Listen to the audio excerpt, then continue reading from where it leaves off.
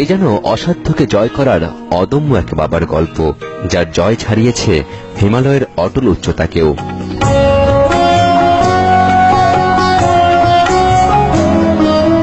রাজশাহী শহর থেকে 50 কিলোমিটার দূরে সবুজের চাদরে মোড়া গ্রাম আরানি। সেখানে বাস শুক্কুর আলীর। 70-এর দশকে ফেরি করে বাদাম বিক্রি করতেন।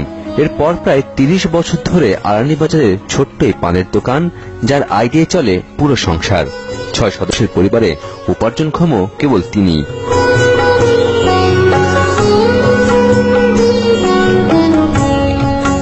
অভাব যেখানে নিত্য জড়াজড়ি করে চলে, সেখানে আবার স্বপ্ন কি? তারপরও স্বপ্ন যেন পিছু ছাড়ে না শুক্কুর আলীর। লক্ষ্য একটাই, 4 সন্তানের লেখাপড়ার খরচ জোগানো। সংগ্রামে যার নিয়তি, তার কি থেমে থাকলে চলে?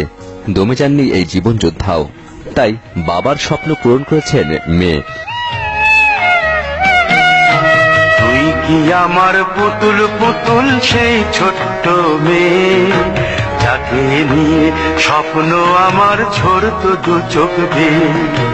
নতুন নতুন করে তোকে যতই সাজাতাম, ভরতো না মন, দিতাম কত নতুন নতুন নাম। বাবার স্বপ্ন বই নিয়ে ছোট্ট এই গ্রামকে যিনি আলোকিত করেছেন, তিনি আসমা খাতুন। 4 ভাই বোনের মধ্যে তিনিই বড়। ছোটবেলায় বাবার কাছেই বর্ণমালার হাতে খড়ি। প্রতিটি ক্ষেত্রেই বাবার আত্মবিশ্বাসী উৎসাহ দীর্ঘ পথ পাড়ি দেওয়ার একমাত্র সাথী। আজকে দেখি নতুন তোকে লাগছে সবার চেয়ে। আমার বাবার তো ছোট্ট একটা মুদি দোকান, সেই দোকান দিয়ে সবার ভরণ পোষণ করতে একেবারে নাজেহাল অবস্থা। তো তারপরেও অনেকেই ভয় দেখাচ্ছিল যে সায়েন্স নিয়ে কি করবা। সায়েন্স মূলত নেয় মানুষ ডাক্তার বা ইঞ্জিনিয়ার হওয়ার জন্য। তো মেডিকেল বা ইঞ্জিনিয়ারিং পড়তে গেলে প্রচুর খরচ, এরকম আমাকে বলা হয়েছে যে বাড়ির ভিটা বিক্রি করে পড়তে হবে।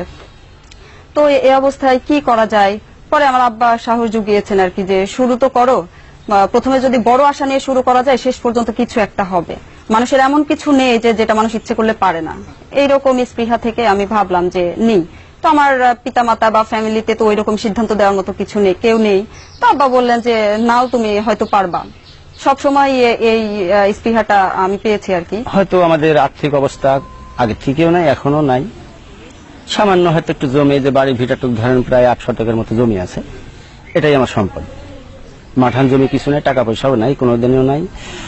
এখন এর মধ্যে দিয়ে হয়তো ছেলেপেলেগুলা কষ্ট করি, তারা হয়তো কষ্ট স্বীকার করেছে। কষ্ট স্বীকার করে হয়তো এত দূর তারা আগাতে পারেছে, বা আল্লাহ তাদের সহন করেছে, তারা আসছে।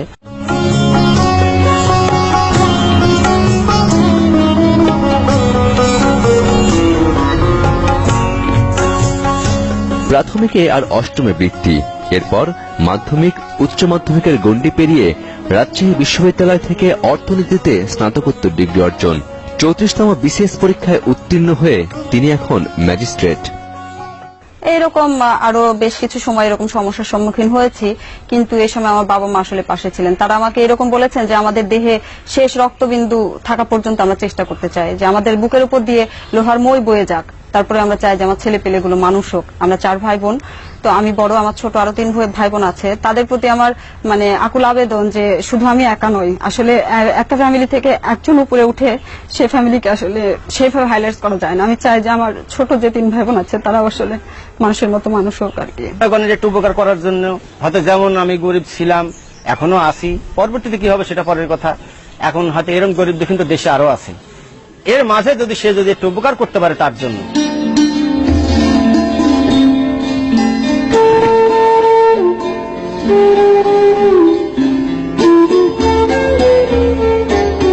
কিন্তু শিক্ষা জীবনের এই পথ চলা খুব একটা মসৃণ ছিল না। মাঝে মাঝে মনে হতো লেখাপড়া চালিয়ে যাওয়া আর বুঝি সম্ভব নয়, থামতে হবে মাঝ পথেই। কিন্তু সবসময় পথ দেখিয়েছেন বাবা শুক্কুর আলী। তো আমি যখন সেকেন্ড ইয়ারে পরীক্ষা শেষ করলাম, তখন আমার প্রাইমারি স্কুলে চাকরি হয়েছিল। ফ্যামিলির অবস্থা অত্যন্ত শোচনীয়। এই অবস্থায় গ্রামে মনে করা হয় যে আসলে প্রাইমারি স্কুলে চাকরি মানে কিন্তু একটা সরকারি চাকরি, যেহেতু সোনার হরিণ। আর এই অবস্থায় আমি চাকরিটা করব কি করব না দ্বিধাদ্বন্দ্বে ভুগছি। কারণ কি? কারণ যেহেতু আমার বিশ্ববিদ্যালয়ের রেজাল্টটা ভালো আমি করছি, আমি হয়তো অনেক দূরে যেতে পারবো, কিছু একটা করতে পারবো। তো কি করব, সিদ্ধান্তহীনতায় ভুগছি। এরপরে একটা সিদ্ধান্ত নিয়ে নিলাম যে না, আমি চাকরিটা করব না আর কি, এরকম। তো পরবর্তীতে আব্বার একটু মন খারাপ হয়েছিল যে যেহেতু সংসারের অবস্থা খারাপ, চাকরিটা করলে তো ভালোই হয়। প্রথমে একটা রাগ করেছিলাম আমি, কিন্তু পরবর্তী যখন ভিতরে একটা বুঝ নিলাম, তখন পরবর্তী সময় নিজে একটা চিন্তা ভাবনা করেছি যে না, এর ধাপ আছে, এর ধাপ বড় ধরনের আছে, না হলে কেন করবে না। আর যেহেতু ওর চিন্তা ভাবনা আছে জেনে সে এটা করেনি। বাবা মার অবস্থান একটা অন্যরকম বিষয়, সুতরাং আমি যেহেতু মানুষ, আমিও তার ব্যতিক্রম নই। কিন্তু তারপরেও কেন জানি মনে হয় যে সবার চেয়ে আমার বাবা মনে হয় একটু অন্যরকম বা অন্যরকমই মানুষ, কারণ তার অবদানের কারণেই হয়তো আমি এই পর্যায়ে এসেছি। আসমা খাতুনের দীর্ঘ সংগ্রামের সাফল্যে বাবা ছিলেন মূল বাতিঘর, বটবৃক্ষ। আজকের যে পর্যায়ে আমি এসেছি তার পিছনে তো আমি বললামই যে আসলে আমার ফ্যামিলি, আমার পিতামাতা খুবই, তারা যথেষ্ট পরিমাণে সাপোর্ট আমাকে দিয়েছেন। তো আসলে আমি মনে করি আমার বাবা পৃথিবীর একজন শ্রেষ্ঠ পিতা।